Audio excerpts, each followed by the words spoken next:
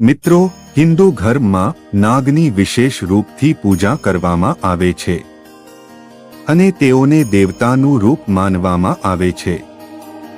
હિન્દુ પંચાગ અનુસાર શ્રાવણ માસની શુક્લ પંચમીએ નાગ પંચમીનો તહેવાર મનાવવામાં આવે છે.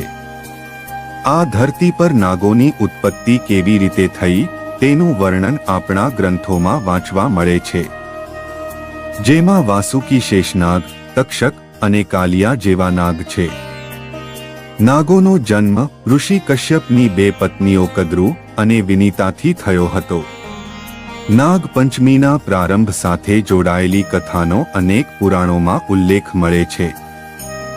મિત્રો, આજની વિડીયોમાં અમે તમને નાગ પંચમી પૂજન વિધિ, નાગ પંચમી વ્રત કથા તથા નાગ પંચમીની શરૂઆત કેવી રીતે થઈ એ તમામ વાતો જાણવીશું. તો મિત્રો, આજની કથા અંત સુધી જરૂર સાંભળો અને વિડીયોને લાઈક, શેર કરી અમારી ચેનલને સબસ્ક્રાઇબ પણ જરૂરથી કરી લેજો. મિત્રો, ચાલો સૌપ્રથમ આપણે નાગ પંચમીની પૌરાણિક કથા સાંભળીએ. પ્રચલિત કથા અનુસાર ઋષિ કશ્યપની પત્ની કદ્રુથી સર્પ પ્રજાતિનું પ્રાગટ્ય થયું હતું. પરંતુ એકવાર સ્વયંની વાત ન માનનારા સંતાનો પર ક્રોધે ભરાઈ ખુદ કદ્રુએ જ સર્પ પ્રજાતિને ભયંકર શ્રાપ આપી દીધો કે તેઓ જન્મેજયના સર્પસત્ર યજ્ઞમાં હોમાઈને મૃત્યુને પામશે. આ શ્રાપથી બચવા સર્પ પ્રજાતિ બ્રહ્માજીની શરણમાં ગઈ. બ્રહ્માજીએ કહ્યું કે ઋષિ જરત્કારુથી થનારો પુત્ર કદાચ નાગકુળને તારી શકશે. આ વાત સાંભળી વાસુકી નાગે તેમની બહેન મનસાના વિવાહ ઋષિ જરત્કારુ સાથે કરાવી દીધા. દેવી મનસા આજે નાગ માતા તરીકે પૂજાય છે. આ દેવી મનસા સ્વયં શિવજીના જ માનસપુત્રી હોવાનો ભવિષ્ય પુરાણ અને લિંગ પુરાણમાં ઉલ્લેખ મળે છે. દેવી મનસા સગર્ભા થતાં જ ઋષિ જરત્કારુ તપસ્યા માટે નીકળી પડ્યા અને ત્યારબાદ માતા પાર્વતી અને મહાદેવના સાનિધ્યમાં જ દેવી મનસાએ પુત્ર આસ્તિકને જન્મ આપ્યો. સ્વયં મહાદેવે જ આસ્તિકને જનોઈ આપી વેદ વેદાંગમાં પારંગત કર્યા હતા.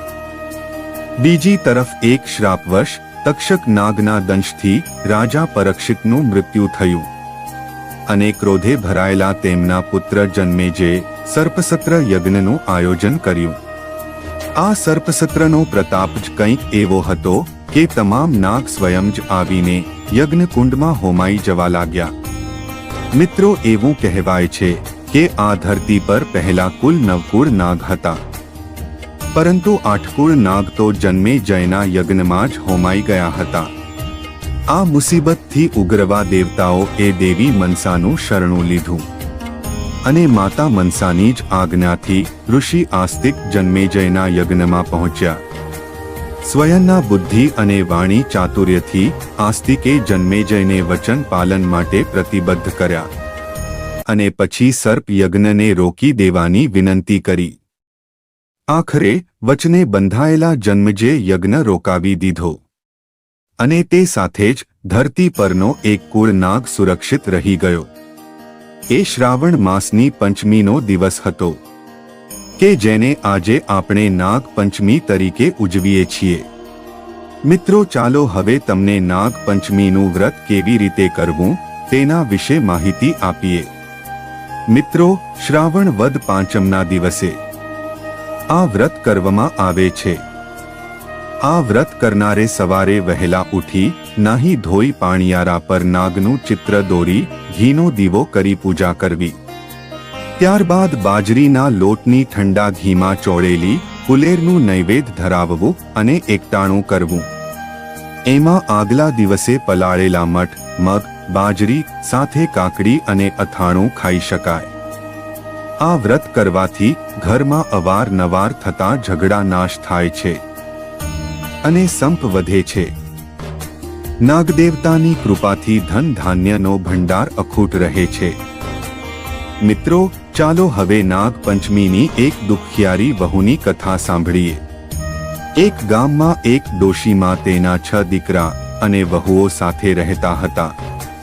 તેમાંથી 5 વહુને માતા પિતા હતા.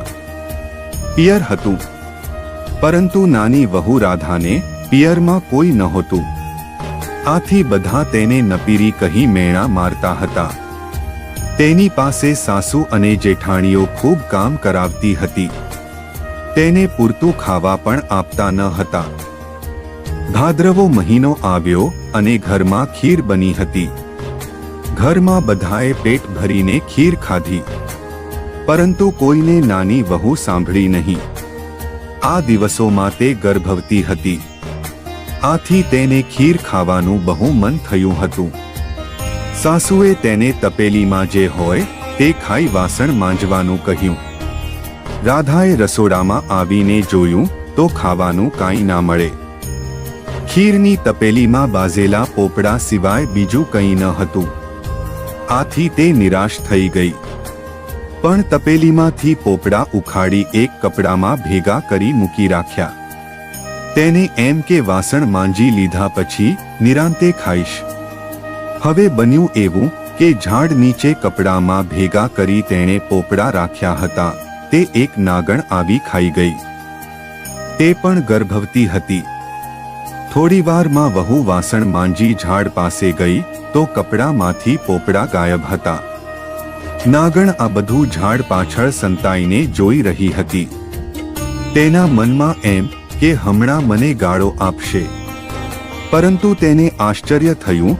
આ વહુ એમ બોલી કે જેણે ખાધા હોય તેનું પેટ ઠરજો. આ સાંભળી નાગણ ખુશ થઈ ગઈ અને મનુષ્ય સ્વરૂપમાં દર્શન આપતા કહ્યું, બહેન તને કઈ વાતનું દુઃખ છે? જવાબમાં રાધાએ પોતાનું દુઃખ વ્યક્ત કરતા કહ્યું કે મારા પિયરમાં કોઈ સગું નથી, એટલે મને સૌ મેણા મારે છે. વળી થોડા દિવસોમાં મારો ખોળો ભરાવાનો છે. મારે કોઈ ભાઈ નથી, હું કોને ખોળો ભરવા બોલાવું? આટલું બોલતા તેની આંખોમાં આંસુ આવી ગયા. નાગણનું દિલ દ્રવી ઉઠ્યું અને કહ્યું કે તું રડીશ નહીં. તારે જરાય ચિંતા કરવાની જરૂર નથી. તારો ખોળો જ્યારે ભરવાનો હોય ત્યારે એક કંકોત્રી મારા રાફડા પાસે મૂકી જજે. આ સાંભળી વહુ ખુશ થઈ ગઈ. થોડા દિવસ પછી વહુને ખોળો ભરવાનો દિવસ આવ્યો. જેઠાણીઓ નાની વહુને મેણા મારવા લાગી કે પિયરમાં તો કાળું કૂતરું નથી, તો પછી એને ખોળો શેનો ભરવાનો હોય? આ સાંભળી નાની વહુ દુઃખી થઈ ગઈ અને સાસુને કહ્યું કે મારા પિયરમાં દૂરના એક સગા છે, મારે તેમને કંકોત્રી મોકલવી છે. સાસુએ ના છૂટકે મોટી વહુ પાસે એક નાની ચબરખી લખીને નાની વહુને આપી. નાની વહુ ખુશ થતી કંકોત્રી લઈ રાફડા પાસે પહોંચી અને ત્યાં મૂકી પ્રાર્થના કરી ઘરે પરત ફરી. ખોળો ભરવાનો સમય થયો એટલે જેઠાણીઓ અંદરો અંદર મશ્કરી કરતા કહેવા લાગી કે આજે તો નાની વહુ તરફથી આપણને પહેરામણીમાં ખૂબ સરસ ઘરેણાં વસ્ત્રો મળવાના છે. તેના પિયરવાળા ગાડું ભરીને બધું લાવવાના છે. નાની વહુ આ સાંભળી નિરાશ થઈ ગઈ અને મનોમન નાગદેવતાને પ્રાર્થના કરવા લાગી. ત્યાં તો સાચે જ દૂરથી ગાડાઓનો અવાજ સંભળાવા લાગ્યો. સૌ કોઈ એકધારું એ દિશામાં જોવા લાગ્યા. થોડી વારમાં ગાડા આંગણામાં આવી ઊભા રહ્યા. એમાંથી રૂપના અંબાર સમા નાગણ, નાગદેવતા અને નાગકુમારો ઉતરવા લાગ્યા. તેમની પાછળ બે નોકરો સોનાની પેટીઓ લઈને ઉતરવા લાગ્યા. તેમની પાછળ અન્ય ગાડા પણ આવીને ઊભા રહ્યા. નાની વહુનો ખોળો નાગકુમારોએ ધામધૂમથી ભરાવ્યો. દરેકને પહેરામણીમાં સોના, રૂપા, હીરા, માણેકના દાગીના, મોંઘા વસ્ત્ર આપી બધાને ખુશ કરી દીધા. ખોળો ભરાઈ ગયા પછી નાગણે સાસુને કહ્યું, વેવાણ મારી દીકરીને વિદાય આપો. સુવાવડ પતી ગયા પછી સગવડે હું એને જાતે મૂકી જઈશ. સાસુ બિચારી શું બોલે એ તો બધું જોઈ હબકી ગયા. નાગણ નાની વહુને લઈ વિદાય થઈ. નાની વહુ નાગણ સાથે ગઈ તો ખરી, પણ મનમાં ને મનમાં મૂંઝવણ અનુભવતી હતી કે નાગણ એને ક્યાં લઈ જશે. પણ દર આગળ આવીને નાગણે હાથ ફેરવતા જમીન ખસી અને ભોંયરું દેખાયું. એ ભોયરામાં થઈ તેઓ મહેલમાં આવ્યા. રાજા કરતા પણ ભવ્ય મહેલ જોઈ નાની વહુ ખૂબ આશ્ચર્ય પામી. નાગણે વહુને કહ્યું કે તારે હવે કંઈ કામ કરવાનું નથી, ખાઈ પીને હિંડોળા પર ઝૂલવાનું છે. પણ હા, ફક્ત તારે એટલું જ કરવાનું છે કે સવાર બપોર સાંજ આ રૂપાની ઘંટડી વગાડીને તારે બધા નાગકુમારોને ભેગા કરી દૂધ આપવાનું છે. નાની વહુએ આ કામ સહર્ષ સ્વીકારી લીધું. દિવસો પસાર થવા લાગ્યા. એક શુભ દિવસે તેને દેવ જેવો દીકરો આવ્યો. બધા રાજીના રેડ થઈ ગયા. છોકરો ધીરે ધીરે મોટો થવા લાગ્યો. એક દિવસ વહુ વાસણમાં ગરમ દૂધ ઠારવા મૂકીને કંઈક કામ કરવા જતી રહી. એટલામાં છોકરાએ રૂપાની ઘંટડી લઈને વગાડવા માંડી. ઘંટડીનો અવાજ સાંભળી બધા નાગકુમારો દોડતા આવ્યા. આ જોઈ છોકરો ગભરાઈ ગયો અને તેના હાથમાંથી ઘંટડી પડી ગઈ. તેમાં બે નાગકુમારની પૂંછડી કપાઈ ગઈ. બીજા નાગકુમારોએ ગરમ દૂધ પીતા તેના મોઢા દાંઝી ગયા. નાગકુમારો બાંડિયા બુચિયા થઈ જતા છોકરા પર ગુસ્સો ભરાયા અને તેને કરડવા દોડ્યા. એટલામાં વહુ આવી ગઈ અને છોકરાને બચાવી લીધો. નાગકુમારોની આવી દશા જોઈ તેને દુઃખ થયું. પણ નાના છોકરાને શું કહી શકાય? નાગણીએ નાગકુમારને શાંત પાડ્યા. પણ નાગકુમારોના મનમાં દાઝ હતી. થોડા દિવસ પછી નાની વહુને સાસરીમાં વિદાય આપી. સાસરીમાં પણ નાની વહુ હવે માનીતી થવા લાગી. આથી જેઠાણીઓ તેના પર દાઝે બળવા લાગી. બીજી બાજુ નાગકુમારો પણ નાની વહુના છોકરા પર દાઝે ભરાય હતા. આથી તેને કરડવા માટે તેના ઘરે આવી છુપાઈ ગયા. એટલામાં નાની વહુ પાણીનું બેડું ભરીને આવી. ઉંબરામાં તેને ઠેસ આવતા તે બોલી ઉઠી કે ખમ્મા મારા બાંડિયા બુચિયા વીરતાને. આ સાંભળી નાગકુમારોને વિચાર આવ્યો કે બહેન કેટલી સારી છે, હજી પણ આપણને યાદ કરે છે. બહેનનો પ્રેમ જોઈ નાગકુમારોએ છોકરાને કરડવાનો વિચાર માંડી વાગ્યો. એક દિવસ નાની વહુના છોકરાએ જેઠાણીના દૂધની તાંબડી ઢોળી નાખી. આથી ગુસ્સે થઈ તે બોલી, અમારું દૂધ ઢોળવાથી તમારા હાથમાં શું આવ્યું? તમે તો મોટા ઘરના છો એટલે કાલે ગાયો ભેંસો વસાવી શકશો, પણ અમે ક્યાંથી લાવી શકવાના હતા?